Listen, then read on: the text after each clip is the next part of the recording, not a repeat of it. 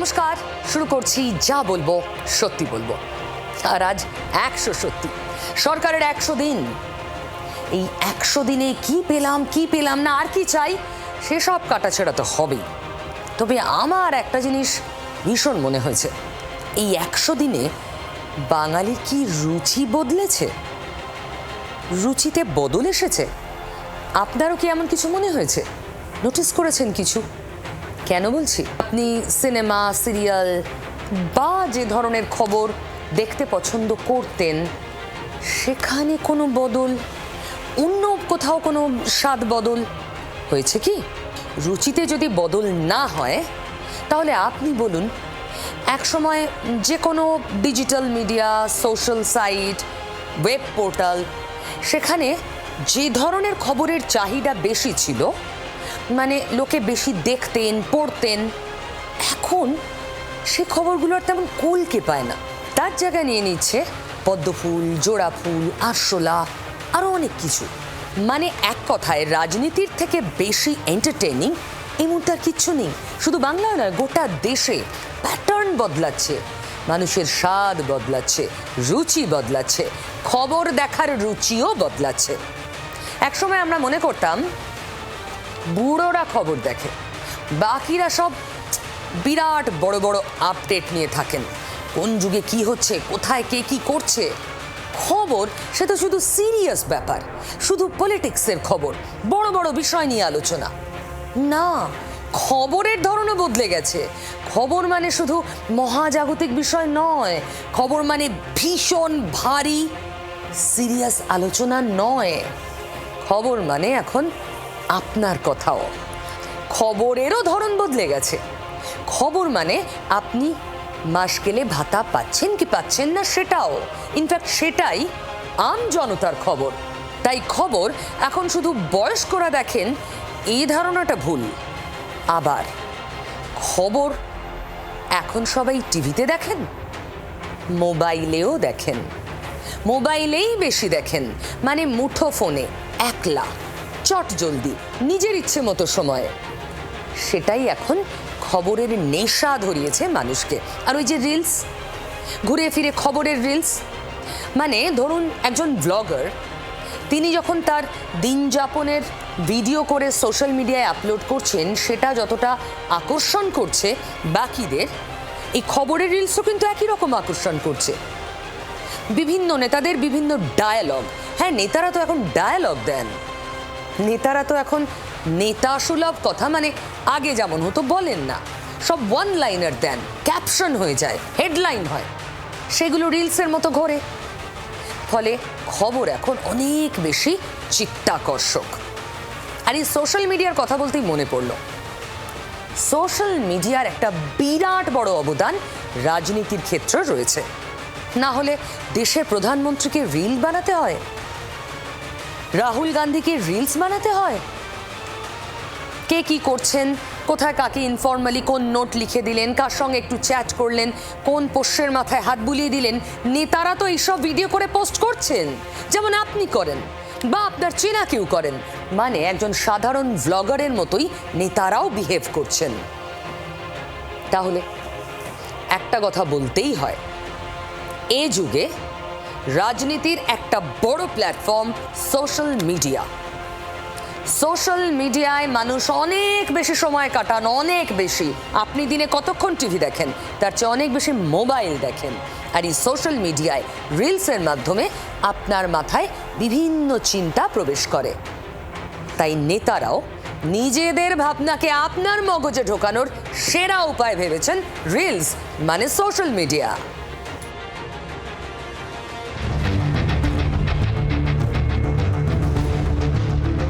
নিউজেই এখন ভিউ, খবর মানে বোরিং ভাষণ, কঠিন কঠিন কথা, এই ধারণার দি এন্ড হয়েছে অনেক আগেই। উল্টে খবর এখন ভীষণ ইন্টারেস্টিং। অ্যাড্রিনালিন রাশ বাড়িয়ে দেওয়া খবরেই চমক, মুহূর্তে মুহূর্তে বিগ ব্রেকিং, অবাক করা সব ঘটনা, নায়ক খলনায়ক দুর্বলের রুখে দাঁড়ানো, ভয়ে কাঁপতে থাকা অত্যাচারী, মানে সিরিয়ালে যা যা থাকতে পারে তার সবটা অনেক রিয়েল হয়ে এখন খবরে। টিভি খুললেই চমক, প্রাইম টাইমের সিরিয়ালে ভালো মানুষ বৌমার সঙ্গে শাশুড়ি ননদ এরপর কি কি করতে পারে সেটা আগে থেকে আপনি এখন আঁচ করতে পারেন, কিন্তু বাস্তবে এখানে কোনো ইনটিউনের বিষয় নেই। কে কখন কোন দলে চলে যাবেন আপনি আগে থেকেই আঁচ করতে পারবেন না। একটা খবরের ঘোর কাটতে না কাটতেই আবার ব্রেকিং ছবি দেখে চোখ ছানা বড়া। ফোনে অ্যালার্ট মানেই নতুন সারপ্রাইজ। আগে ফোন স্ক্রল করলে আসতো অভিনেতার রাজকীয় প্রাসাদে কটা ঘর আছে সেই খবর। এখন নেতার প্যালেসের খবর তার থেকে অনেক বেশি জনপ্রিয়। টিভিতে নয়, ইন্টারনেটেও। সেখানেও দুরন্ত গতিতে বাড়ছে রাজনৈতিক আর সিরিয়াস খবরের জনপ্রিয়তা।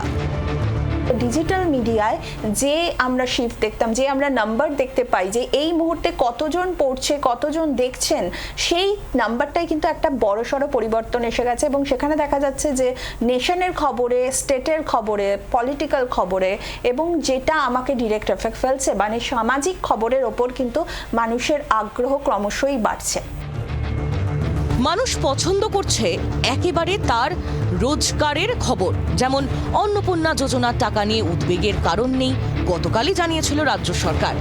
সেই খবরে রিয়্যাক্ট করেছেন 53,000-এর বেশি মানুষ।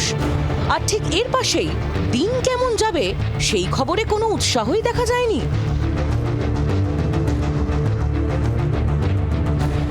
এরকম উদাহরণ আরও আছে। বিমানবন্দরে রানওয়ের পাশে মসজিদ নিয়ে সমস্যা, এই নিয়ে পর পর খবর করেছিল জি24 ঘন্টা। সেই খবরেও হাজার হাজার মানুষ রিয়্যাক্ট করেছেন। অন্যদিকে তারকা অভিনেত্রীদের নিয়ে খবর, সেই নিয়ে খবরে 150ও পার করেনি লাইক। রাতারাতি কোটিপতি। গত মাসে ফাঁসি দেওয়া ব্লকের বাসিন্দা অন্নপূর্ণা ভান্ডারের টাকা তুলতে গিয়ে দেখেছিলেন তার অ্যাকাউন্টে 740 লক্ষ টাকা। চমকে গিয়েছিলাম। সেই খবরে মানুষের উৎসাহ দেখুন। আর ঠিক পাশেই মহাতারকাদের নিয়ে খবরে 100 জনও রিয়্যাক্ট করেননি। দূরে থাকা, পর্দায় থাকা তারা নয়, মানুষ তার নিজের খবর দেখছেন, পড়ছেন, সেটা মিড ডে মিল হোক বা অন্নপূর্ণা যোজনার খবর। সিরিয়ালের থেকে বাস্তবের চমক মানে টুলু মণ্ডলের খবরে এখন মানুষের আকর্ষণ বেশি।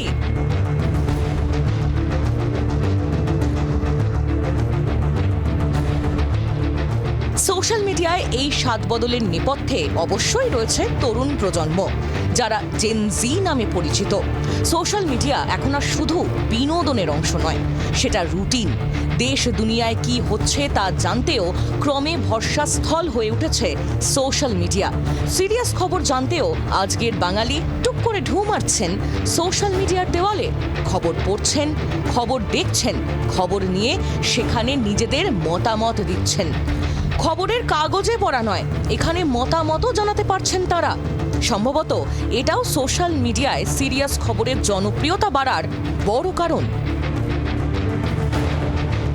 রিল দেখা হতে বলতে পারে হচ্ছে এডুকেশন টাইপ রিল, অথবা হচ্ছে কারেন্ট সিচুয়েশন যে সমস্ত আজকে পলিটিক্সের টাইপের যে সমস্ত হচ্ছে, যে কোন পার্টি কী করছে, অথবা আজকের দিনে সোশ্যাল মিডিয়ায় কোনো কিছুই আটকে থাকে না। দেন যে মাসার রিল দেখার প্রবণতা কমেছে। আমি মেনলি প্রোডাক্টিভই দেখি, এডুকেশনাল পারপাস বা কি চলছে কারেন্ট অ্যাফেয়ার্সের উপরে, তারপর এডুকেশনাল, অন্যদিকে বিভিন্ন রকম যে সমাজে কী চলছে বিভিন্ন রকম দেখা হয়।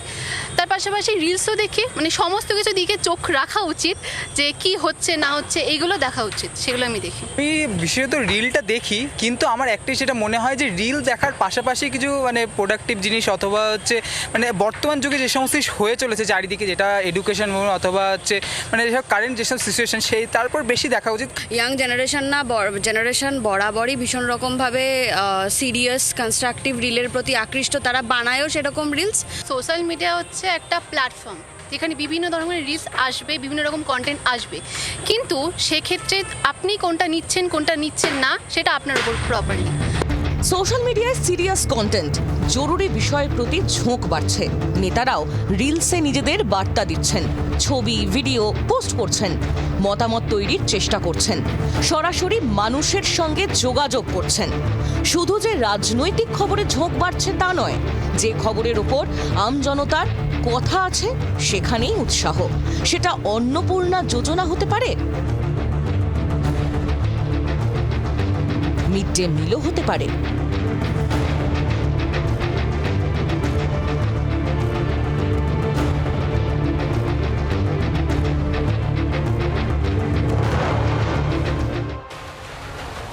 মঙ্গলবার সরকারের 100 দিন। রাজ্য রাজনীতিতে উথাল পাথাল কিছু হলো? চলুন খুঁজে দেখি। কলকাতা হাইকোর্টের সিঙ্গেল বেঞ্চে সুরাহা মেলেনি। কালীঘাটে তৃণমূলের শোভনদেব চট্টোপাধ্যায় ছুটেছিলেন ডিভিশন বেঞ্চে, কিন্তু সেখানে সরাসরি তার করা মামলা খারিজ হয়ে গিয়েছে। ঋতব্রত বন্দ্যোপাধ্যায় এখন তিনি সামলাবেন অপোজিশন লিডারের পদ।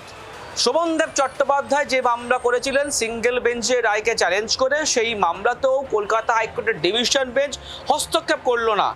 ঋতব্রত বন্দ্যোপাধ্যায়কে বিরোধী দলনেতা করা নিয়ে হাইকোর্টে মামলা করেছিলেন শোভনদেব চট্টোপাধ্যায়। রাজ্য বিধানসভার অধ্যক্ষের সিদ্ধান্তের ওপরে স্থগিতাদেশ চেয়েছিলেন তিনি, কিন্তু কলকাতা হাইকোর্টের সিঙ্গেল বেঞ্চ কোনো অন্তর্বর্তী স্থগিতাদেশ দেয়নি, বরং ঋতব্রত বন্দ্যোপাধ্যায়কেই বিরোধী দলনেতা বলে মামলার শুনানি চলার নির্দেশ দেয়।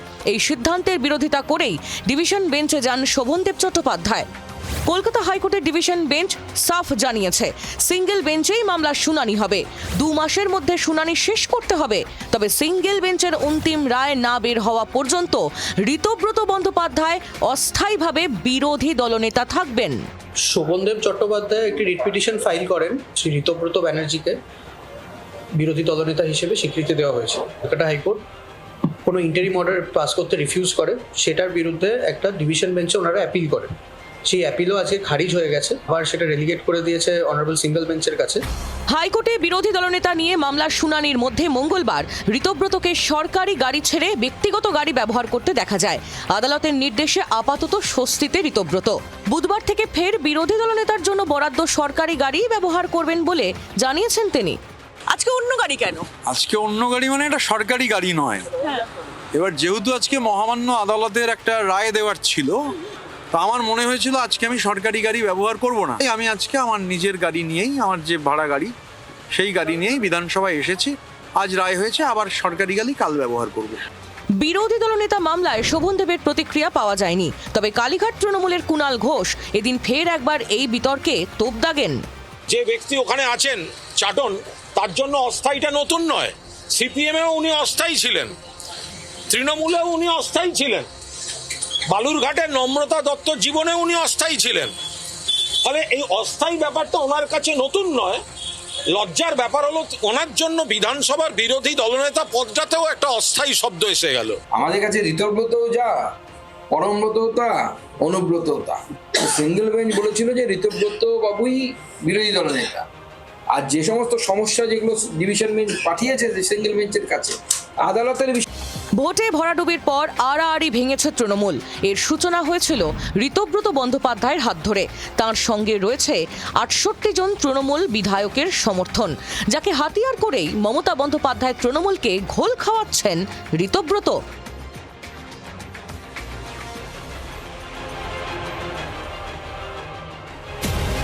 মসজিদ থেকে মাইক খোলা নিয়ে হাইকোর্টে জনস্বার্থ মামলা দায়ের করেছিলেন দানিশ ফারুকি নামে এক আইনজীবী। এই মামলায় সওয়াল করছিলেন আইনজীবী কল্যাণ বন্দ্যোপাধ্যায়। মঙ্গলবার ভারপ্রাপ্ত প্রধান বিচারপতি তপব্রত চক্রবর্তী ও বিচারপতি অতরূপ বন্দ্যোপাধ্যায়ের বেঞ্চে মামলার শুনানি হয়।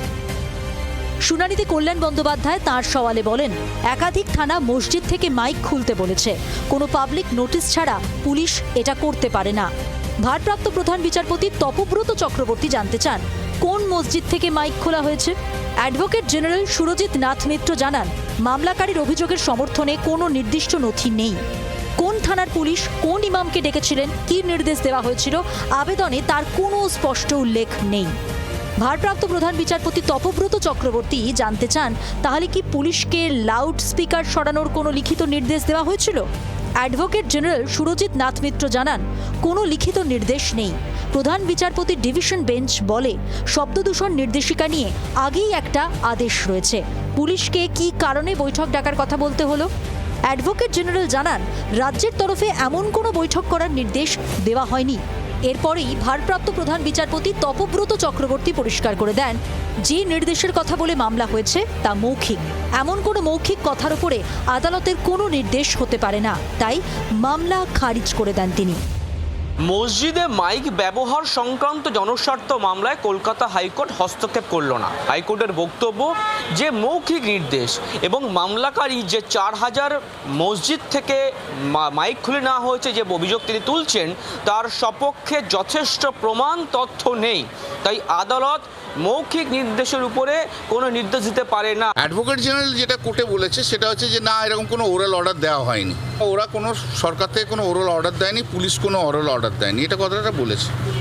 এবং কোর্ট বলেছে যে এই যে যা কিছু আছে ওরাল, তার তো কোনো প্রমাণ নেই, ওরাল তো কোনো প্রমাণ হতে পারে না, তাই জন্য আমাদের পিটিশনকে ডিসমিস করেছে। মামলাকারী আইনজীবী কল্যাণ বন্দ্যোপাধ্যায় বলেছেন যাতে কোনো মসজিদ থেকে মাইক তারা না খোলেন এবং ডেসিবেলের যে মাপ রয়েছে, দূষণ মাত্রা যে নিয়ন্ত্রণে যে মাপ রয়েছে, তার মধ্যেই মাইক বাজাতে হবে বা আজান দিতে হবে, সেই নির্দেশই জারি করেছে কলকাতা হাইকোর্ট, এমনটা ব্যাখ্যা কল্যাণ বন্দ্যোপাধ্যায়। এরপর থেকে কোনো মসজিদে কোনো মাইক খুলবেন না, পুলিশ ওরাল অর্ডার দিলে কেউ খুলবেন না। আর পুলিশ এসে মসজিদে ঢুকে বললে আপনারা কমপ্লেন লজ করুন, সেই পুলিশ অফিসারের নাম লেখা রাখুন। ইসলাম এই পৃথিবীতে প্রবর্তিত হয়েছিল, সেই সময় তো মাইক ছিল না। কল্যাণবাবু নিজেই একটা মাইক, তাকেই মসজিদের উপর চড়িয়ে দেওয়া উচিত, তাহলে আর মাইক প্রয়োজন হবে। মাইকের শব্দ দূষণে যদি প্রশ্ন আসে, তাহলে সেটা নির্দিষ্ট ধর্ম বা নির্দিষ্ট ধর্মস্থান ভিত্তিক কেন হবে?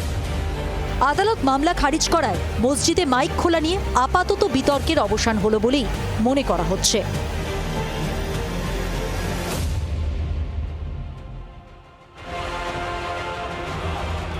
ফের ডিএ নিয়ে সংঘাত রাজ্য সরকারি কর্মীদের। জল গড়ালো সুপ্রিম কোর্টে। বকেয়া ডিএর অনেকটাই মেটানো হয়ে গিয়েছে সুপ্রিম কোর্টে, জানালো রাজ্য। সুপ্রিম কোর্টে পাল্টা যুক্তি দিল সরকারি কর্মীরাও। শীর্ষ আদালতে সরকারি কর্মীদের হয়ে সওয়াল করেন আইনজীবী বিকাশ ভট্টাচার্য, ফিরদৌস শামীম ও করুণা নন্দী। রাজ্য সরকারি কর্মচারীদের অভিযোগ, নতুন সরকার অর্থাৎ রাজ্যে যে শুভেন্দু অধিকারীর সরকার চলছে, যে বিজেপি শাসিত সরকার চলছে, তারা হিসেবে কোথাও না কোথাও গরমিল করছে। সেই গরমিলের বক্তব্য আসছে তার কারণ রাজ্য সরকারি কর্মচারীদের যে সংখ্যা দিয়ে পাওয়ার কথা, সেই সংখ্যা দিয়ে তারা পাচ্ছেন না। রাজ্যের পক্ষে সলিসিটর জেনারেল তুষার মেহতা বলেন, এখনো অবধি 7,700 কোটি টাকা দিয়ে দেওয়া হয়েছে, যা প্রায় 65%। উল্টো দিকে রাজ্য সরকারি কর্মচারীদের তরফে বলা হয় বহু রাজ্য সরকারি কর্মচারী ডিএ পাননি। ডিএর পরিমাণ 40,000 কোটি টাকার উপরে হবে। আরও অভিযোগ, সর্বভারতীয় কনজিউমার প্রাইস ইন্ডেক্স দেখা হয়নি। রাজ্য প্রাইস ইন্ডেক্স দেখে বকেয়া ডিএ দেওয়া হয়েছে। রাজ্য সরকারের অর্থাৎ পূর্বতন রাজ্য সরকারের দেওয়া হিসেব অনুযায়ী 40,000 কোটি টাকার ওপরে দিয়ে দেওয়ার কথা, আর 7,700 কোটি টাকা কিভাবে 65% হয়ে যায় তা নিয়ে নতুন করে বিবাদ তৈরি হয়েছে। বুধবার ফের ডিএ মামলাটি শুনবে শীর্ষ আদালত। 41,770 কোটি টাকার যে হিসেব দেওয়া হয়েছিল, সেই হিসাব থেকে আজকে কিভাবে এই বিচ্যুতি ঘটে। পুরো কর্মীবৃন্দকে যদি একসঙ্গে নেওয়া হয়, সরকারি কর্মচারী, গ্র্যান্টিন এড এবং পেনশনার, তাহলে কিন্তু ওই ফিগারটি আসবে, বরঞ্চ হিসেবটা একটু বাড়বে। কোনোভাবেই সেটা 6,000 কোটি টাকা বা 7,000 কোটি টাকা হবে না। আমরা মনে করছি যে সুপ্রিম কোর্টের নির্দেশ মেনেই সেই বকেয়া পরিশোধ হওয়া প্রয়োজন, 1 নম্বর। আর দ্বিতীয় হচ্ছে যে হিসেব নিয়ে, মানে কতটা পরিমাণ বকেয়া হয় তার হিসেব নিয়ে যে গোলমাল, সেই গোলমালটা সঠিক হওয়া উচিত বলে আমরা মনে করছি। এই দুটো বিষয়কে নিয়েই আমরা মূলত আদালতে করতে চেয়েছিলাম।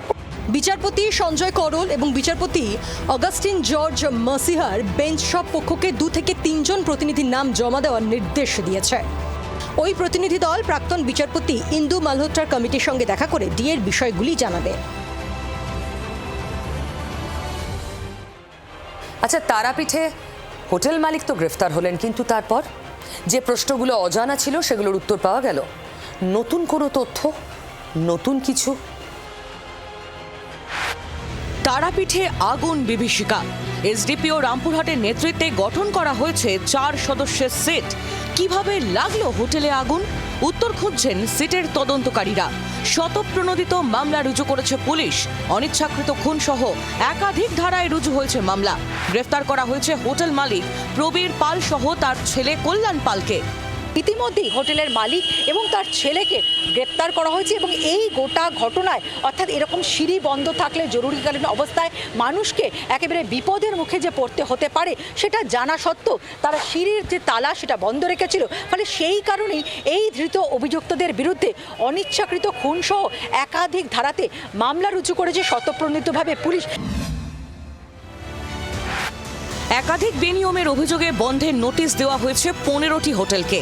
আদর্শ হোটেল, নকুল চন্দ্র লজ, সেলেন ভবন, গীতশ্রী গেস্ট হাউস, হরেকৃষ্ণ ভবন, গিরিধারী ভবন, বীরভূম লজ, ভোলানাথ ভবন, hotel Dev, Ananda Bhavan, Swastik Nivas hotel and lodge, Tapati lodge, Sandip lodge, Keshari lodge, Dutta ভবনকে নোটিশ দেওয়া হয়েছে। প্রিকশন আগে থেকেই নেওয়া উচিত। এরকম নয় যে একটা ঘটনা ঘটলো তারপরে 5 জন মিলে এসে ওটাকে ছাপিয়ে পড়লাম। হোটেলওয়ালাদের একটাই কথা আমার বলার, যে তারা যেন এত টাকা নিচ্ছে যখন তারা সেরকম সেফটিও দেওয়ার সবার ব্যবস্থা করুক। অনেক হোটেলের কাছেই নেই ফায়ার সার্টিফিকেট, নেই পলিউশনের কাগজ, মানা হয় না দমকলের গাইডলাইনও। কৌশিকী অমাবস্যার আগেই ড্রিল করা হবে হোটেলগুলিতে। আগে দেওয়া নির্দেশিকা না মানাতেই এবার বন্ধের নোটিশ। এর আগেও আমরা অনেকটা হোটেলকে নোটিশও করেছিলাম, কিন্তু তাদের কাছ থেকে সেরকম আমরা রেসপন্সটা পাচ্ছিলাম না। কিন্তু যেহেতু এত বড় ইনসিডেন্ট কালকে ঘটেছে তারাপীঠে, আমরা আজকে আরও 15 হোটেলস আছে যাদেরকে আমরা ক্লোজার নোটিশ পাঠাচ্ছি। তাদেরকে ইমিডিয়েটলি ক্লোজ করা হবে। তারাপীঠের হোটেল সংলগ্ন এলাকায় পুকুরে তল্লাশি চালিয়েছে ডিএমজি টিম। হোটেলের আগুন থেকে বাঁচতে সোমবার কেউ পুকুরেও ঝাঁপ দিয়েছিলেন বলে জানা গিয়েছে। কেউ গাছ বেয়ে নেমে আসে, কেউ অন্য উপায়ে বেরোনোর চেষ্টা করছিলেন এবং একেবারে তার পাশেই একটি পুকুর রয়েছে। এই মুহূর্তে আমরা যে ছবি দেখতে পাচ্ছি যে ডিএমজির যে টিম তারা বোট নামিয়েছে এবং তারা তল্লাশি অভিযান চালাচ্ছে। মুখ্যমন্ত্রী শুভেন্দু অধিকারীর নির্দেশে সোমবারই গঠন করা হয়েছিল অডিট কমিটি। মঙ্গলবার অগ্নিকাণ্ডের ঘটনায় প্রথমবার এসডিও অফিসে বৈঠকে বসেন অডিট কমিটির প্রতিনিধিরা। সেই বৈঠকেই 15টি হোটেলকে বন্ধ করে দেওয়ার সিদ্ধান্ত নেওয়া হয়।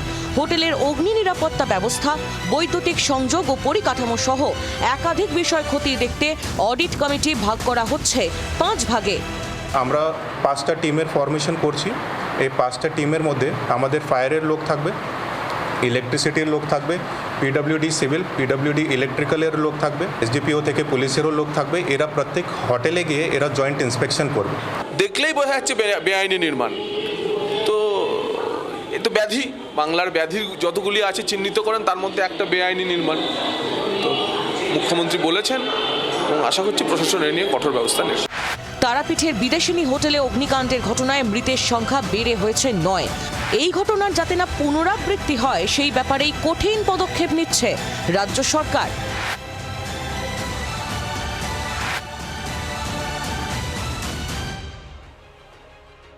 তারাপীঠে মোট 15টি হোটেলে তালা ঝোলাতে চলেছে প্রশাসন।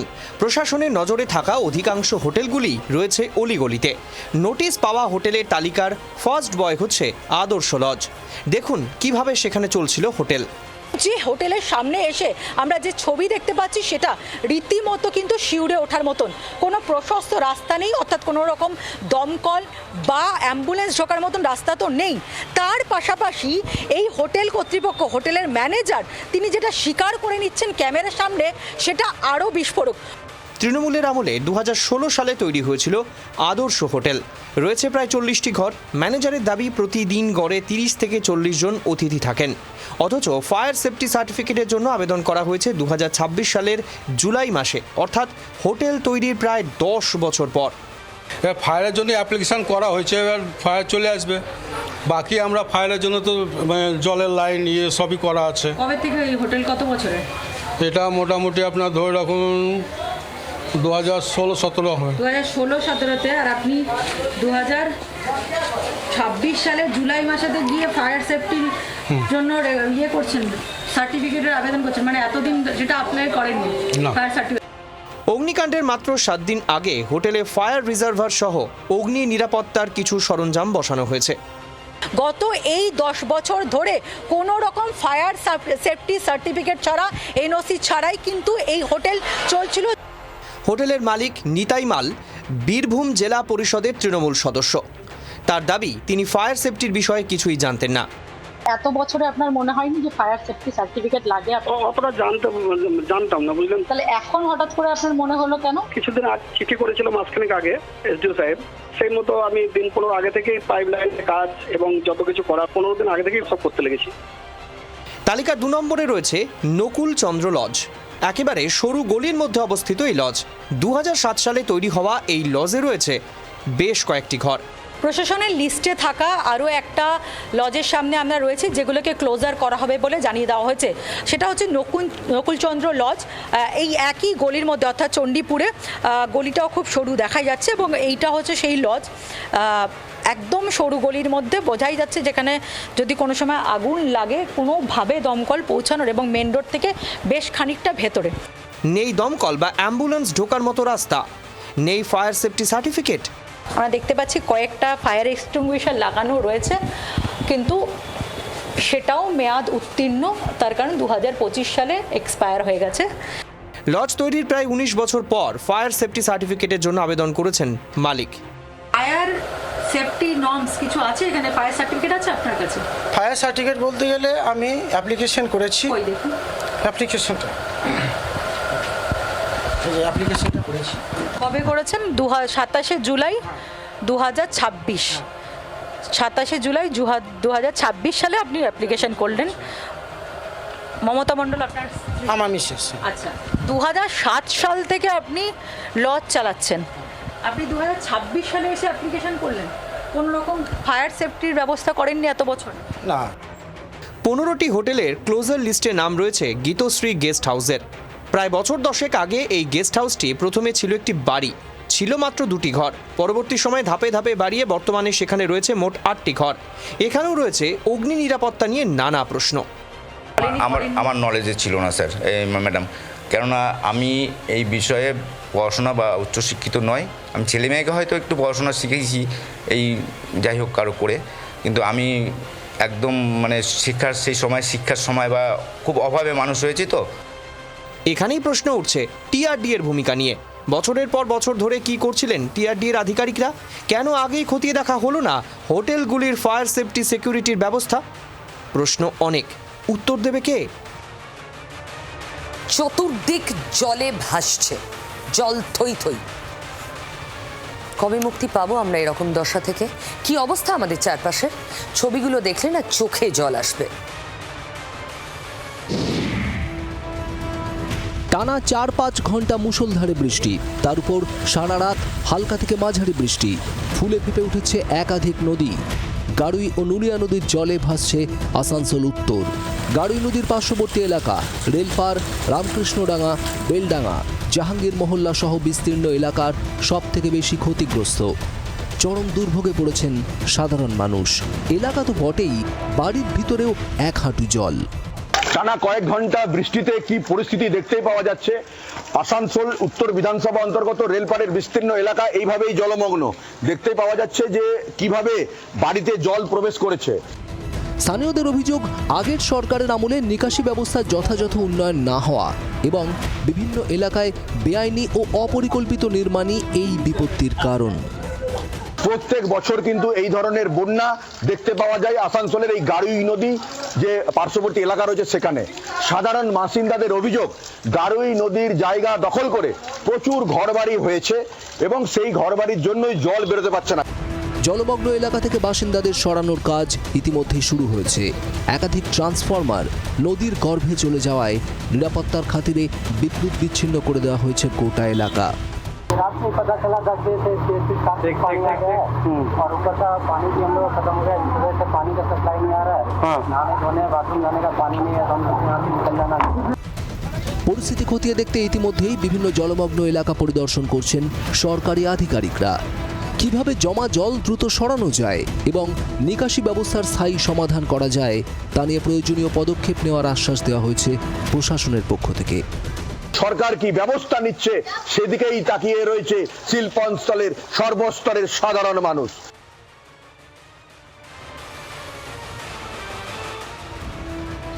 লাগাতার বৃষ্টিতে দুর্ভোগে রাজ্যবাসী, দিকে দিকে রাস্তার করুণ অবস্থা। গাড়ি বাইক নিয়ে যাওয়া তো দূর, হাঁটাই দুষ্কর।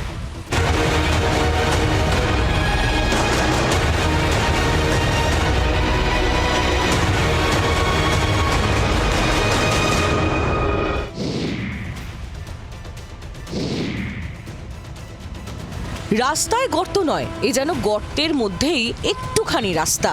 শিল্পাঞ্চল দুর্গাপুরে ভোগান্তি চরমে উঠেছে বাসিন্দাদের। 43টি ওয়ার্ডের প্রায় প্রতিটি ওয়ার্ডেরই রাস্তা বেহাল, খানা খন্দে ভরা। বর্ষায় সেই গর্তের জল জমে তৈরি হয়েছে মরণ ফাঁদ। নগর উন্নয়ন মন্ত্রী অগ্নিমিত্রা পল বলেছিলেন যে প্রচুর জায়গায় টেন্ডার নিয়ে দুর্নীতি হয়েছে, সেই দুর্নীতি নিয়ে চলছে তাদের তদন্ত এবং সেই সব কাগজপত্র নথিপত্র দেখা হচ্ছে। অতি সত্বর রাস্তা নির্মাণের কাজ শুরু হচ্ছে, বেশ কিছু জায়গায় হয়েছে এবং বেশ কিছু জায়গা হবে, কিন্তু তার মধ্যে কিন্তু এই সমস্যায় পড়তে হচ্ছে নিত্যযাত্রীদের। রাস্তাগুলো ভালো হয়ে যাক এটাই চাইছি, যাতে সবাই যেতে পারে, ভালোভাবে আসতে পারে। বাইকদের অসুবিধা বেশি হয়, টোটোটা ব্যালেন্স হয়ে যায়, বাইকগুলো স্লিপ হয়ে পড়ে যায়। রাস্তা কি ঠিক হয়নি? না বাবা, ঠিক হয়নি তো, কি জানি কি হবে। একবার বলেছিল তো মাপ করতে এসেছিল, রাস্তা হবে, তারপরে কই কি হলো? কিছুই তো হলো না। যা অবস্থা, বিপজ্জনক অবস্থা। একে রাস্তাঘাটে তথৈবচ অবস্থা, তার উপর বৃষ্টি, জল জমছে নানা এলাকায়। তার উপর আবার দফায় দফায় জল ছাড়া হচ্ছে দুর্গাপুর ব্যারেজ থেকে। ঝাড়খণ্ডে যে মাইথন এবং পাঞ্চেত ড্যাম থেকে প্রায় 32,000 কিউসেক জল ছাড়া হয়েছে এবং আশেপাশের জল মিলিয়ে এই দামোদরের দুর্গাপুর ব্যারেজ থেকে জল ছাড়ার পরিমাণ 65,000। জল ছাড়ার পরিমাণ আরও বাড়বে, যেটা সেচ দপ্তর থেকে জানানো হচ্ছে। দামোদরে জল বাড়লে বিপদ আরও বাড়বে। বন্যা পরিস্থিতি তৈরি হওয়ার আশঙ্কাও উড়িয়ে দেওয়া যাচ্ছে না। 1 লক্ষ কিউসেকের উপর যদি জল ছাড়ার পরিমাণ বাড়ে তাহলে কিন্তু একটা সম্ভাবনা রয়েছে যে দুর্গাপুরে এই যে ব্যারেজের যে জল যাবে, তো পশ্চিম বর্ধমান, পূর্ব বর্ধমান, বাঁকুড়া, হাওড়া, হুগলি, যেসব হাওড়া নিম্নবর্তী অঞ্চলগুলো আছে সেগুলোতে বানভাসি হওয়ার। টানা বৃষ্টিতে বিপর্যস্ত জনজীবন। এই বৃষ্টি শুধু দৈনন্দিন জীবনযাত্রাতেই প্রভাব ফেলেনি, বৃষ্টির জন্য একবেলা পেট ভরে খাবারটুকুও পাচ্ছে না ঝাড়গ্রামের পড়ুয়ারা। টানা 2 দিন স্কুল বন্ধ থাকায় মিড ডে মিল না পেয়ে ফিরছে তারা।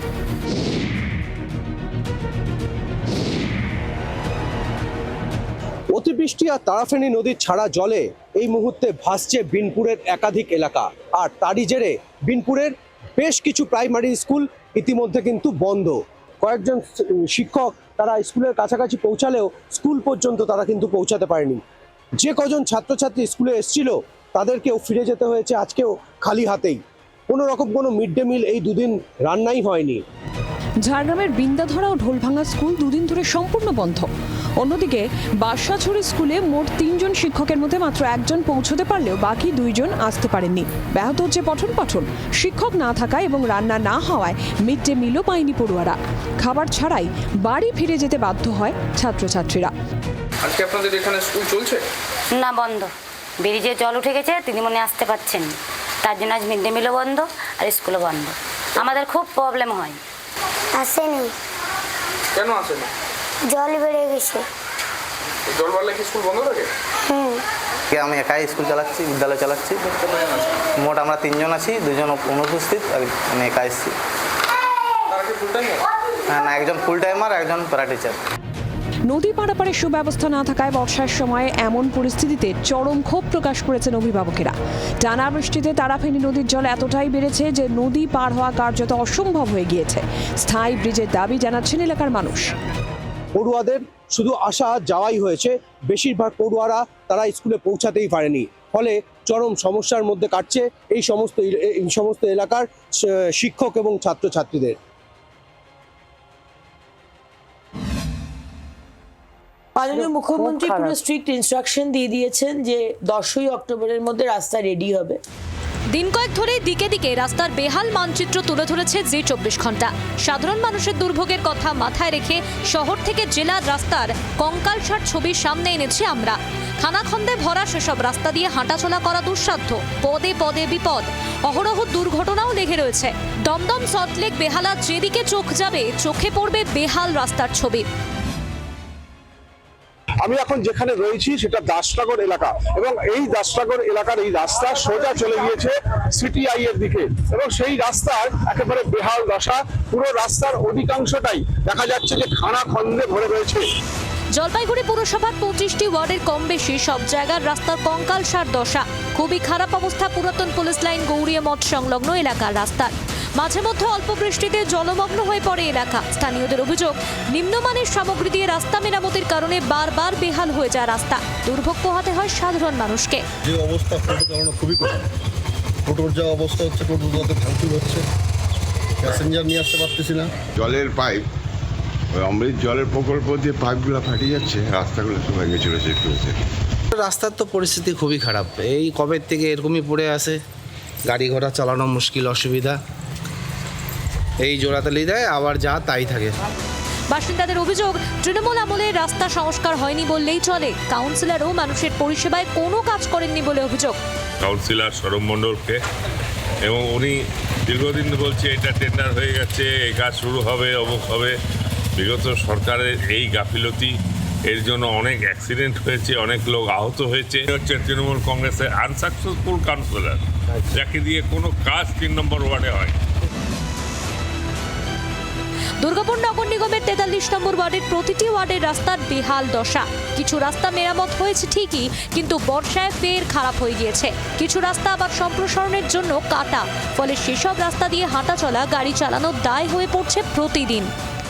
দুর্গাপুর রেল স্টেশন থেকে টাউনশিপ যাওয়া, অর্থাৎ দুর্গাপুর ইস্পাত নগরী বা এমএমসি যাওয়ার, আমরাবাজার যাওয়ার অন্যতম রাস্তা হচ্ছে এই সঞ্জীব সরণি, যে রাস্তা নির্বাচনের আগে থেকেই কাটা হয়েছিল এবং রাস্তা সম্প্রসারণ করার জন্য করা হয়েছিল, কিন্তু হয়ে গেল আজকে 4 মাস হয়ে গেছে। 2 মাস 3 মাস 4-5 মাস হয়ে গেল। হ্যাঁ, 4-5 মাস কাছাকাছি হলো। মনে হচ্ছে পড়ে পড়ে যাবো। হ্যাঁ, রাস্তা কি ঠিক হয়নি?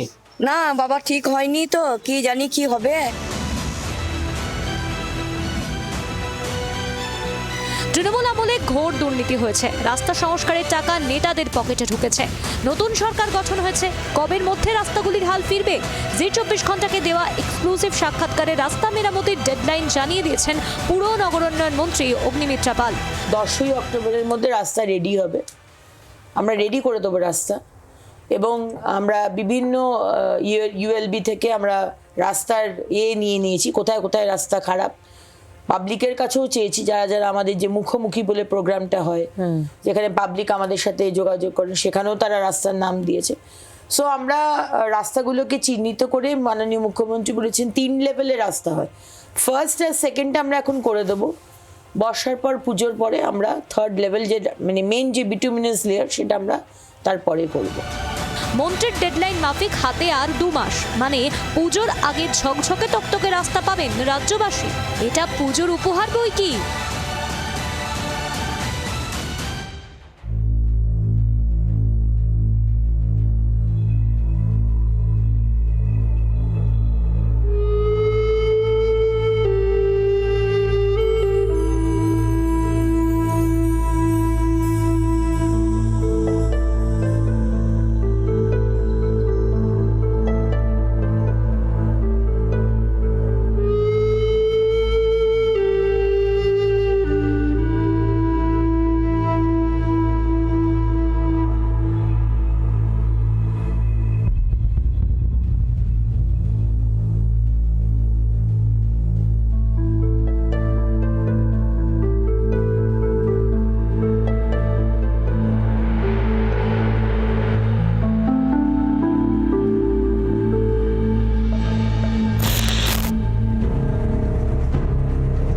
মহাকাশকে আমরা ভাবি অসীম ফাঁকা জায়গা, অথচ সেই মহাকাশেই এখন তৈরি হয়েছে মানুষের তৈরি আবর্জনার বিশাল ভিড়। কাজ শেষ হয়ে যাওয়া স্যাটেলাইট, রকেটের পরিত্যক্ত অংশ, পুরনো মহাকাশযানের টুকরো, ধাক্কা লেগে তৈরি হওয়া ভাঙাচোরা জিনিসপত্র, সব মিলিয়ে পৃথিবীর চারপাশের কক্ষপথ ক্রমশ ভরে উঠছে। ইউরোপীয় মহাকাশ সংস্থার 2026 সালের হিসেব বলছে, পৃথিবীর কক্ষপথে এখন প্রায় 46,000 বস্তু নিয়মিত নজরদারিতে রয়েছে। কিন্তু নজরে আসা জিনিসই পুরো ছবিটা কিন্তু নয়।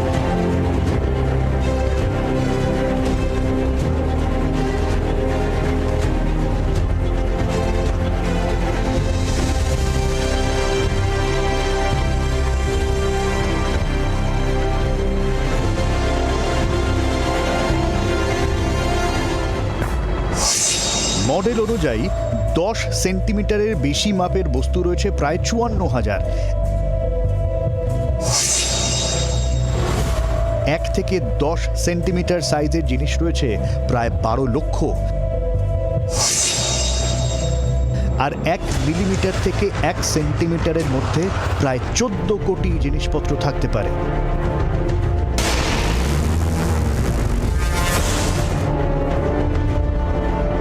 এই সংখ্যাগুলো শুনে মনে হতেই পারে এত ছোট টুকরো আবার কি ক্ষতি করবে, কিন্তু মহাকাশে জঞ্জাল মাটির আবর্জনার মতো পড়ে থাকে না।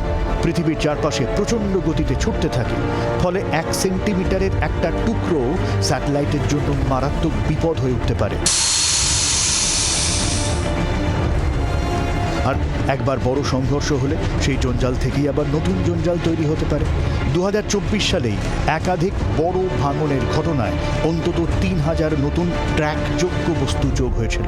বিজ্ঞানীরা আশঙ্কা করছেন এই প্রক্রিয়া নিয়ন্ত্রণের বাইরে গেলে একের পর এক সংঘর্ষ হতে পারে, যার নাম কেসলার সিনড্রোম।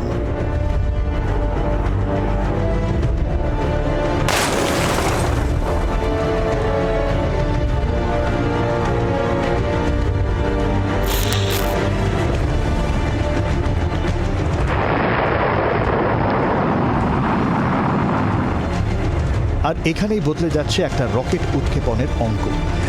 সেখানে আর কি কি ঘুরছে, কোন বস্তু কখন কোথায় থাকবে, নতুন স্যাটেলাইটের সঙ্গে তার সংঘর্ষের সম্ভাবনা কতটা, প্রয়োজনে উৎক্ষেপণের পর স্যাটেলাইটকে কতটা কক্ষপথ বদলাতে হবে। ইসরোর 2025 সালের রিপোর্টেই উঠে এসেছে মহাকাশের এই ভয়াবহ ভিড়ের ছবি। শুধু 1 বছরেই প্রায় 1,60,000 ক্লোজ অ্যাপ্রোচ অ্যালার্ট তৈরি হয়েছে। অর্থাৎ মহাকাশে থাকা বিভিন্ন বস্তুর মধ্যে বিপজ্জনক কাছাকাছি চলে আসার ঘটনা এতটাই বেড়েছে। নতুন মহাকাশের এই ভিড়ের সবচেয়ে বড় চাপ পড়ছে পৃথিবীর সবচেয়ে কাছের কক্ষপথে, লো আর্থ অরবিটে। এখানে রয়েছে যোগাযোগ, আবহাওয়া, পৃথিবী পর্যবেক্ষণ থেকে শুরু করে নানান গুরুত্বপূর্ণ স্যাটেলাইট। একই জায়গায় বেসরকারি সংস্থার একের পর এক স্যাটেলাইট, অন্য জায়গাটাও আমাদেরই দরকার। তাই প্রশ্ন শুধু কত স্যাটেলাইট আরও পাঠাবো তা নয়, প্রশ্ন হলো মহাকাশকে আমরা কতদিন ব্যবহারযোগ্য রাখতে পারবো। কারণ একদিন যদি জঞ্জালের ভিড়ে নিরাপদ কক্ষপথই না। জঙ্গি নিয়ে প্রতিদিন কিছু না কিছু আপডেট। কলকাতার গায়ে লাগা কোনো জায়গা থেকে বা বাংলার কোথাও থেকে কাউকে না কাউকে পুলিশ পাকড়াও করছে, STF পাকড়াও করছে। আসলে এটা প্রমাণ করে একটা নেটওয়ার্ক ছড়িয়ে রয়েছে। খুঁজতে খুঁজতে একটা একটা করে ওই পয়েন্টগুলোকে চিহ্নিত করছেন গোয়েন্দারা, গ্রেফতার করছেন। আচ্ছা, সরকারের 100 দিন, আপনি যা চেয়েছিলেন এই 100 দিনে তার কতটা পেলেন? 100-এ কত দেবেন সরকারকে? 10-এর মধ্যে 10-ই দেবো আমি। মোটামুটি প্রিলিমিনারি প্রাইমারিলি যা স্টার্ট করেছে ঠিকঠাকই আছে। 10-এ যদি কাজ হিসাবে বলেন, অনেক দিনের কাজ হিসাবে, তাহলে তো 9 দিতাম, কিন্তু 100 দিন হয়েছে এবং সেই হিসাবে যে তাদের ইনিশিয়েটিভ আছে এবং প্রত্যেকে যেভাবে কাজ করার উদ্যোগটা দেখাচ্ছেন। এখনও আমার শহর শিলিগুড়িরই কথা বলছি, যেখানে কর্পোরেশনে কেউ নেই, সেখানেও তারা যেরকমভাবে লড়ে চলেছেন, তাতে 10-এ 10ও দিতে পারি। I think 50। আমি 10-এর মধ্যে 8 নম্বর দিতে চাই। এখন সেইভাবে বিচার করলে এখনও আমাদের যেহেতু সরকারকে 10-এর মধ্যে দিতে গেলে 7। কত দিব? এখন 8 দিব। 10-এর মধ্যে এখন তো নতুন আছে, 5ই দিব। আর এখন কাজ করবে, তারপরে দেখা যাবে, তারপরে বলা যাবে।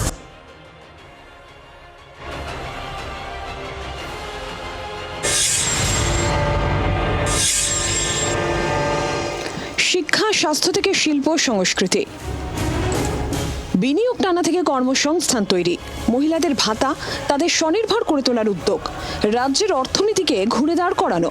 ক্ষমতায় আসার প্রথম 100 দিনেই একাধিক বড় ও গুরুত্বপূর্ণ পদক্ষেপ নিয়েছে রাজ্যের বিজেপি সরকার। ভোটের আগে সোনার বাংলা গড়ে তোলার অঙ্গীকার করেছিল বিজেপি, সংকল্পপত্র প্রকাশ করেছিল গেরুয়া শিবির। বিজেপির দেওয়া প্রতিশ্রুতি মতোই গেরুয়া বঙ্গে এখন উন্নয়নের কর্মযজ্ঞ চলছে। দেশের নিরাপত্তা সুনিশ্চিত করতে প্রথমেই উদ্যোগী হয়েছে বিজেপি সরকার। ক্ষমতায় আসার ৪৫ দিনের মধ্যেই সীমান্তের অরক্ষিত অংশে ফেন্সিং দিতে উদ্যোগী হয়েছে বিজেপি। ভারত বাংলাদেশ সীমান্তে কাঁটাতারের বেড়া দিতে বিএসএফ এর হাতে জমি তুলে দেওয়া হয়েছে। 3D অর্থাৎ ডিটেক্ট, ডিলিট, ডিপোর্ট অনুপ্রবেশকারীদের চিহ্নিত করে বিতাড়িত করতে হোল্ডিং সেন্টার তৈরি করেছে বিজেপি সরকার। বামফ্রন্ট ও তৃণমূলের আমলে রাজ্যের শিল্পের খরা তৈরি হয়েছিল। সেই খরা কাটিয়ে রাজ্যকে বিনিয়োগের ডেস্টিনেশন তৈরি করতে ইতিমধ্যেই সুস্পষ্ট শিল্পনীতি তৈরি করেছে রাজ্য সরকার। এই নিয়ে শিল্পমহল ও বণিক সভাগুলোর সঙ্গে বৈঠক করেছে রাজ্য। আর সরকারের ১০০ দিনের মধ্যেই শিল্পে বিনিয়োগের নতুন মাইলফলক।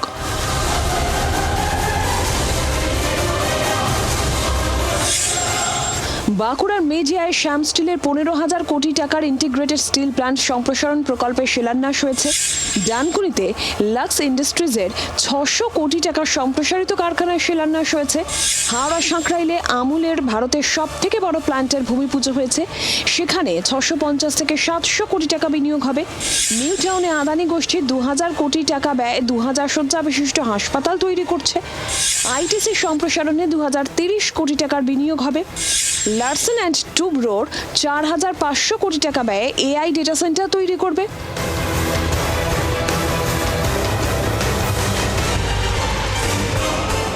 স্বাস্থ্যক্ষেত্রে আয়ুষ্মান ভারত প্রকল্প চালু হয়েছে, যেখানে পরিবার পিছু বছরে ৫ লক্ষ টাকা পর্যন্ত ক্যাশলেস স্বাস্থ্য বীমার সুবিধা পাচ্ছেন রাজ্যবাসী।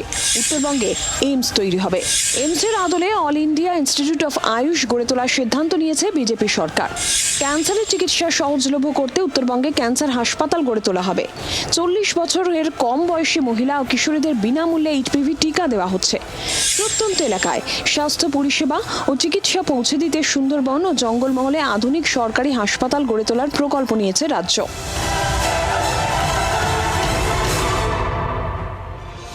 সব সরকারি হাসপাতাল ও স্বাস্থ্যকেন্দ্রে ২৪ ঘন্টা চিকিৎসা পরিষেবা নিশ্চিত করতে চিকিৎসক, নার্স ও স্বাস্থ্যকর্মী নিয়োগ করবে সরকার। বিগত তৃণমূল সরকারের আমলে নিয়োগ দুর্নীতি শিক্ষাক্ষেত্রে বড় আলোড়ন ফেলেছে। এই পরিপ্রেক্ষিতে স্বচ্ছ ও মেধাভিত্তিক নিয়োগ নিশ্চিত করতে অঙ্গীকারবদ্ধ বিজেপি সরকার। জাতীয় শিক্ষানীতি ২০২০ রাজ্যে বাস্তবায়িত করা হবে।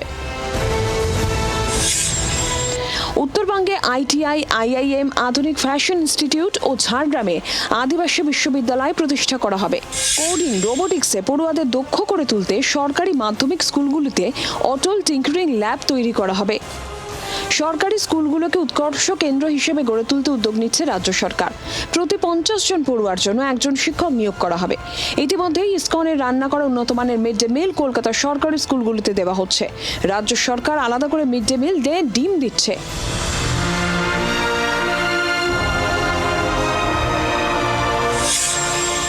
অন্নপূর্ণা ভান্ডার প্রকল্পে মহিলারা মাসে ৩,০০০ টাকা করে পাচ্ছেন। সরকারি বাসে মহিলাদের সম্পূর্ণ বিনামূল্যে যাতায়াতের সুবিধা দেওয়া হচ্ছে। লাখপতি দিদি প্রকল্পে ৭৫ লক্ষ মহিলাকে স্বনির্ভর করে তুলতে আর্থিক সহায়তা দেওয়া হচ্ছে।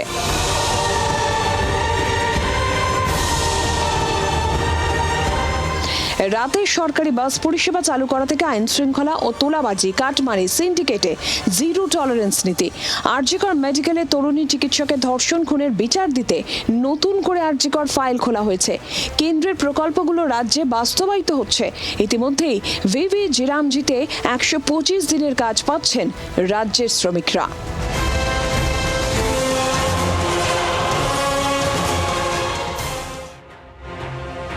এই সরকারে যারা খুব অ্যাক্টিভলি কাজ করলেন, ১০০ দিন ধরে দৌড়ে বেড়ালেন, আচ্ছা তারা কতটা ডেলিভার করতে পেরেছেন, কতটা বাকি রয়েছে, সামনে চ্যালেঞ্জ কতটা, যা চেয়েছিলেন, যা ভেবেছিলেন, পরিস্থিতি কি সেরকমই নাকি বেশ বেগ পেতে হচ্ছে?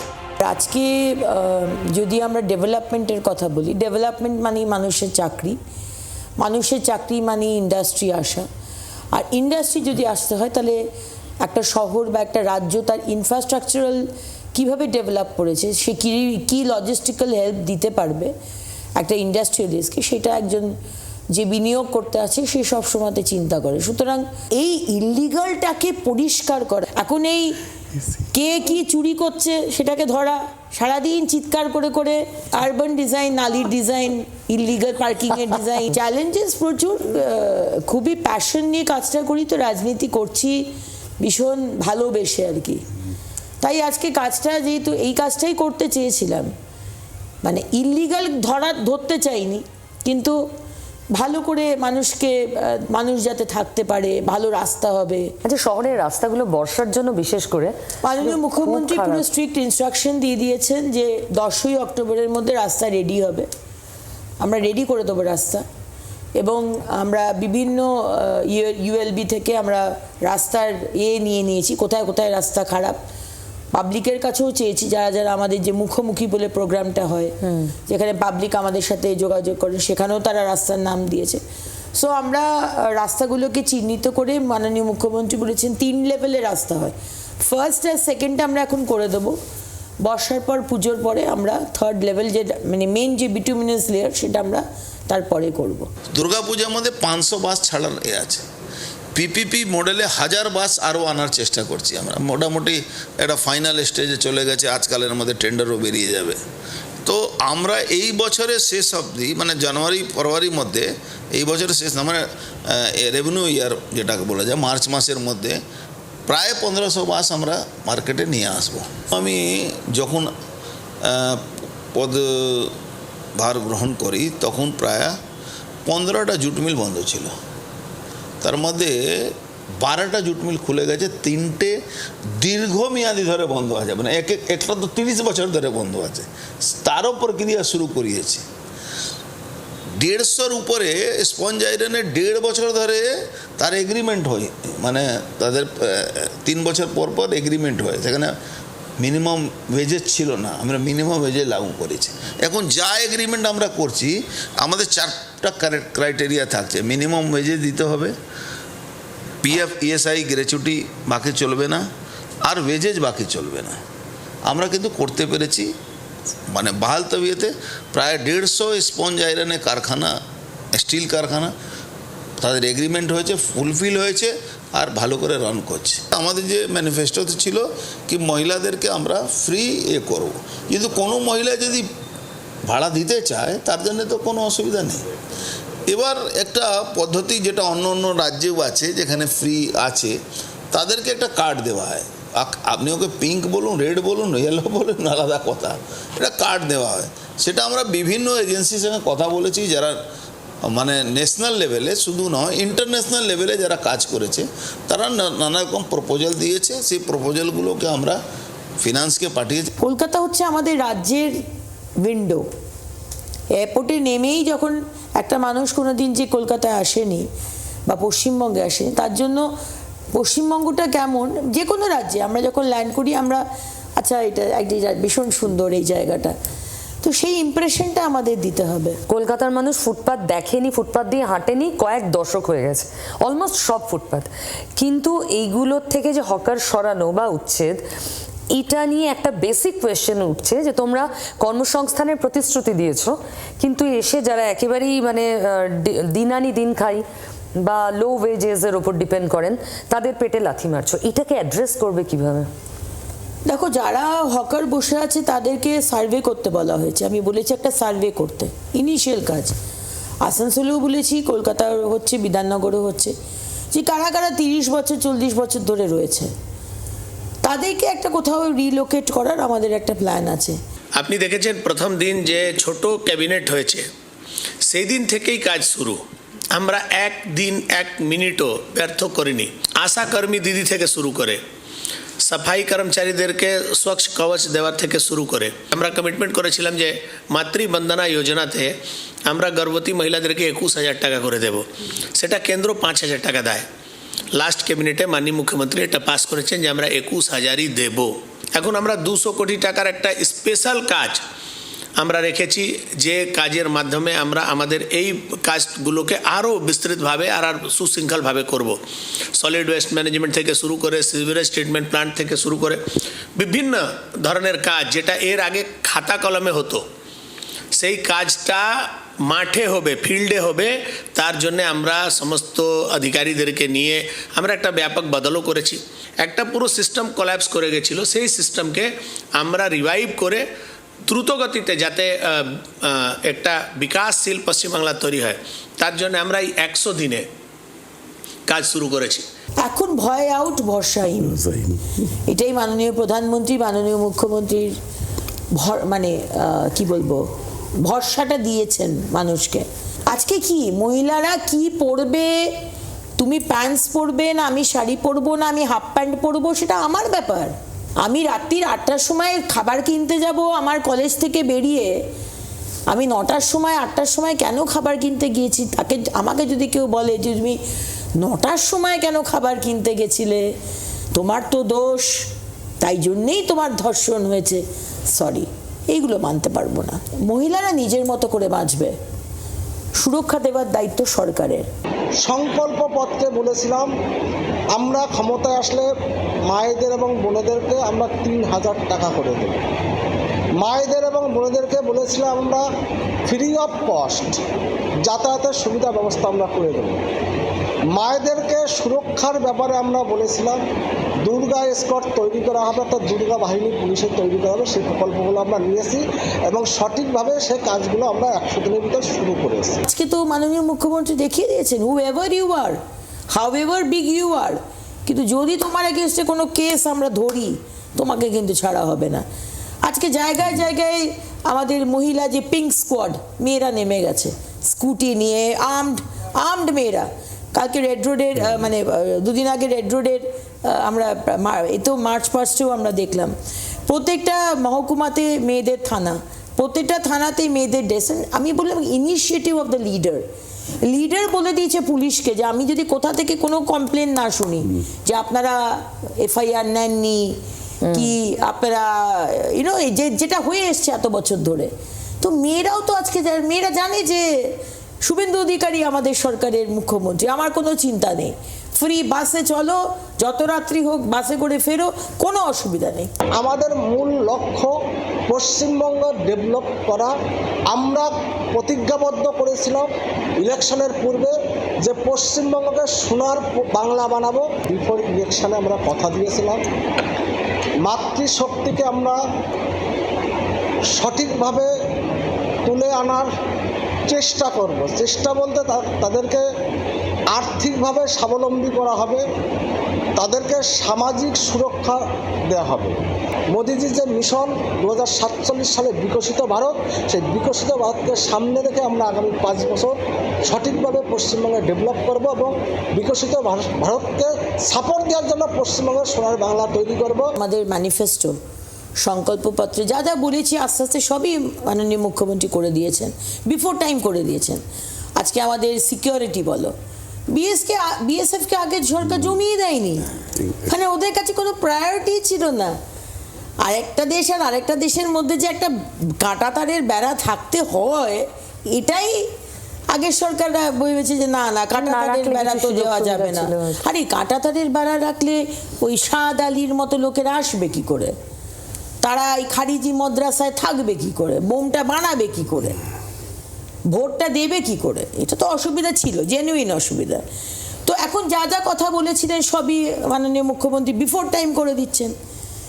আজকে কিছুদিন আগে তোমার আয়ুষ্মান ভারত লঞ্চ করে, এত বছর ধরে আয়ুষ্মান ভারত ঢুকতে দেওয়া হয়নি। আমাদের কি অসুবিধা হতো জনপ্রতিনিধি হয়ে, কেউ এসে বলছে আমার লিভার ট্রান্সপ্লান্ট হবে, আমার কিডনি ট্রান্সপ্লান্ট করতে হবে, বোন ম্যারো ট্রান্সপ্লান্ট, মাথায় ব্রেন টিউমার হচ্ছে, স্বাস্থ্যসাথী কার্ড কোথাও মানে রাজ্যের মধ্যে গুটি কতক জায়গাতে এইগুলো দেখবে না, ছোট ছোট অসুখকে দেখে, এই বড় বড় অসুখের বিষয় নেই। আর রাজ্যের বাইরে তো স্বাস্থ্যসাথী অ্যাপ্লিকেবল নয়। আজকে আয়ুষ্মান ভারত হয়ে যে আমাদের কী সুবিধা হলো মানুষের, মানুষ বুঝতে পারবে। প্রচুর প্রকল্প রয়েছে যেগুলো আপনারা আস্তে আস্তে দেখতে পাবেন। আমাদের এই প্রকল্পগুলো সম্মিলিত একটি সমূহ আপনাদের হাতে তুলে দেবো। আমাদের খুব সুন্দর প্ল্যান তৈরি হয়েছে, ব্লুপ্রিন্ট তৈরি হয়েছে, আশা করি হয়ে যাবে। প্রত্যেকটা পরিষেবাকে নিরিখে দেখা হয়েছে কোথায় কোথায় কি কি হবে। পরিষেবাগুলোর ডিপিআর ডিটেল প্রজেক্ট রিপোর্ট তৈরি হয়ে যাচ্ছে, আমাদের ফাইন্যান্সের অ্যাপ্রুভাল আসছে, প্রজেক্ট শুরু হচ্ছে। আমাদের প্রচুর জায়গায় নতুন বিল্ডিং তুলতে হবে, একটা G+4, G+6, D+10 এরকম বিল্ডিং উঠবে। এই বিল্ডিংগুলো উঠতে হতে 4-5 বছর সময় লাগে, ইকুইপমেন্ট আসা। তো আমাদের যেগুলো প্ল্যানিং পার্টটা মোটামুটি আমাদের কমপ্লিট হয়েছে, এক্সিকিউশন বাস্তবায়নের কাজ শুরু হচ্ছে। মাননীয় মুখ্যমন্ত্রী হচ্ছে যে ডেলিভারেবল আর অ্যাকাউন্টেবিলিটি, তো সত্যি এই বিষয়টা আছে যে মানে পুরো টিম লিডিং চিফ মিনিস্টার দৌড়াচ্ছে আর কি, একদম দৌড়। আমি প্রত্যেক জেলায় গিয়ে যে বিবিধ প্রকল্পের সার্ভে এবং চলছে কাজ সেটা দেখছি। প্রায় 13-14টা জেলাতে আমার সার্ভে বা এই মিটিং হয়ে গেছে, ফিডব্যাক নিচ্ছি কতটা কাজ হয়েছে। তারপরে জিরামজির কাজ শুরু হয়েছে কিন্তু স্লো চলছে বৃষ্টির জন্য, 125 দিনের কাজ। আবাস যোজনা নতুন করে সার্ভে হয়েছে, 2018-তে হয়েছিল, এখন আবার হচ্ছে। আমরা চেষ্টা করছি কোনো মানুষ যেন না থাকে যে বাড়ি পাবে না, যেন বারবার মিটিং করে বিডিও থেকে আরম্ভ করে নিচের স্তর পর্যন্ত সবাইকে বলতে হচ্ছে যে প্রত্যেক গ্রামে গিয়ে প্রত্যেকটি বাড়িতে সার্ভে করুন, যেন তার কাছে আমরা সুবিধা পৌঁছে দিতে পারি। আমি বলেছি 12 বছরের কাজ যেটা আটকে আছে 5 বছরের মধ্যে শেষ করতে হবে, সেই গতিতে আমরা কাজ করছি। সরকারের যে সিদ্ধান্ত নেওয়ার ব্যাপারটা তো 100-তে 110% পাওয়া উচিত। এই জেনজি আমরা কেন্দ্রে দেখতে পাচ্ছি, মানে কিভাবে কেন্দ্রের সরকার অ্যাড্রেস করছে সেটা খুব এনকারেজিং, কিন্তু বাংলাতেও নিশ্চয়ই ইনিশিয়েটিভ নেওয়া হবে। অবশ্যই আজকে যখন ইন্ডাস্ট্রি আসবে, আমরা যখন এতটা চেষ্টা করছি ইন্ডাস্ট্রিকে আনার, ছেলেমেয়েরা চাকরি পাবে। আজকে হায়ার এডুকেশন, তুমি যদি বিদেশে পড়তে যাও কোনো সাবজেক্ট নিয়ে, তোমাকে একটা স্কলারশিপ দেওয়া হবে সরকার থেকে। তুমি এখানেও তুমি যদি পড়ো, তোমার হায়ার স্টাডিজের জন্য তোমাকে টাকা দেওয়া হবে। আমাদের ইউনিভার্সিটির যে ইনফ্রাস্ট্রাকচার সেগুলোকে ডেভেলপ করা হচ্ছে, স্কুলের ইনফ্রাস্ট্রাকচার ডেভেলপ করা হচ্ছে। তো একটা ছেলে মেয়ে কী চায়? একটা ছেলে মেয়ে যে রাজনীতিতে নেই, সে চায় যে একটা ভালো চাকরি করব, আমার আশপাশটা সুন্দর হবে, গুড়গাঁওয়ের মতো ভালো রাস্তা, হাই রাইজ, ক্লাবস, পাবস, দোকান, মলস, মানে একটা সুন্দর বিদেশের মতো একটা ইজি লাইফ। সেই মানে লজিস্টিক্যাল বা ইনফ্রাস্ট্রাকচারাল যে ডেভেলপমেন্ট, সেটা তো আমাদের দপ্তর থেকে করবে। So we are completely working on it. আমরা যখন ইভেন খেলার মাঠে খেলা দেখতে যাই, তখন আমরা দেখি যে আমাদের থেকে মানুষের অনেক এক্সপেকটেশন। আমরা একটা বিশেষ অ্যাপও তৈরি করছি, সেখানে আমাদের অ্যাথলেট পাসপোর্ট থাকবে, প্রত্যেক প্লেয়ারের নিজস্ব পাসপোর্ট, এবং তাদের পারফরমেন্স ট্র্যাকিং হবে। এবং তার সাথে সাথে বিভিন্ন যে স্পোর্টস ইনফ্রাস্ট্রাকচার, অর্থাৎ আমি দেখলাম যে পুরো পশ্চিমবঙ্গ জুড়ে আপনি যে দৌড়াতে পারে আমাদের ছেলেমেয়েরা, কিন্তু দৌড়ানোর কোনো ট্র্যাক নেই। তো আমি গেলাম রবীন্দ্র সরোবর স্টেডিয়াম, সেখানে দেখলাম অ্যাথলেটিক ট্র্যাক ঢাকা পড়ে ওখানে জঙ্গল গজিয়ে গেছে। স্টেডিয়ামের বিভিন্ন ঘরের মধ্যে বিভিন্ন সব ক্লাব জবরদখল করে বসে আছে, এই নেতার ওই ক্লাব, ওই নেতার সেই ক্লাব, এইসব রয়েছে।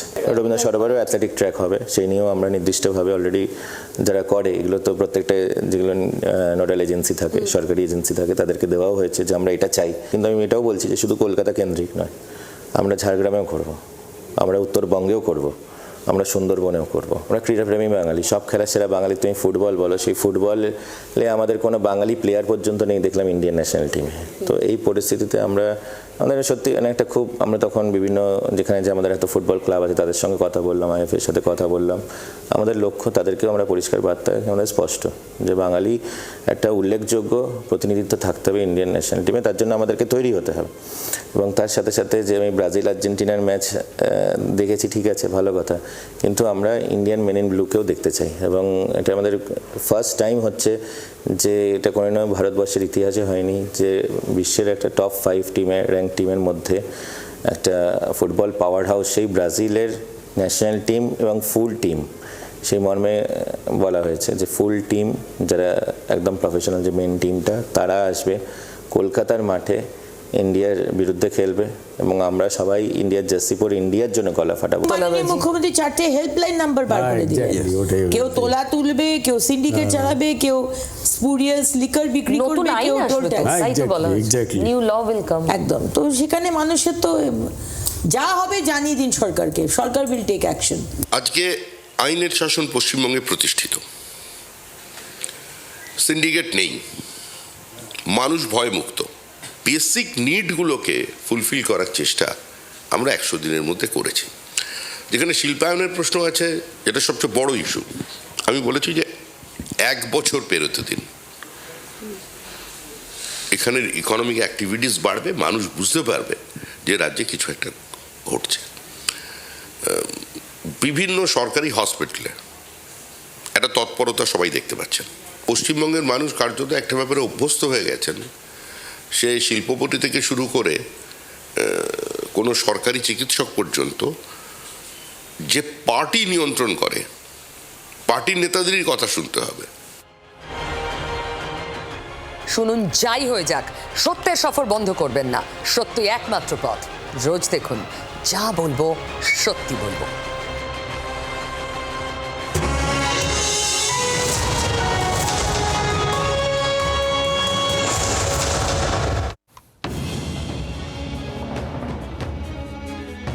কলকাতা হাইকোর্টে ধাক্কা কালীঘাট তৃণমূলের বিরোধী দলনেতা থাকছেন ঋতব্রতই। 2 মাসের মধ্যে চূড়ান্ত সিদ্ধান্ত নেবে সিঙ্গল বেঞ্চ। এবার সৌগত রায়কে কালো পতাকা। কলকাতা বিমানবন্দরে বিক্ষোভের মুখে সৌগত রায়কে চোর চোর স্লোগান বিক্ষোভকারীদের।